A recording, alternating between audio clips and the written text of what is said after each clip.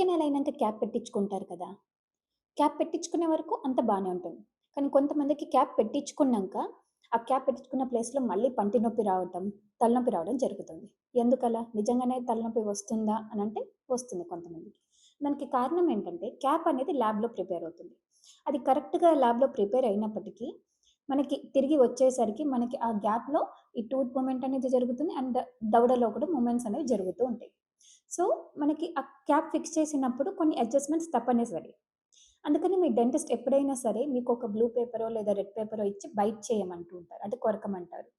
ఎక్కడైతే high points ఉన్నాయో, ఆ హై పాయింట్స్ అనేవి అన్నీ తగ్గించి మీకు క్యాప్ అనేది ఫిక్స్ చేస్తారు. దాన్ని మనం హై పాయింట్ అడ్జస్ట్‌మెంట్ అని అంటాం. అది గనక సరిగ్గా చేయకపోతే, హై పాయింట్ అడ్జస్ట్‌మెంట్ అని సరిగ్గా చేయకపోతే మీకు పంటి నొప్పొస్తుంది. అండ్ సరిగ్గా అప్పుడప్పుడు అన్ని హై పాయింట్స్ సరిగ్గా చేసి ఫిక్స్ చేసినంక కూడా మీరు పన్నుని మళ్ళీ వాడటం మొదలుపెడుతున్నారు కాబట్టి మీకు కొత్త హై పాయింట్స్ ఏర్పడొచ్చు.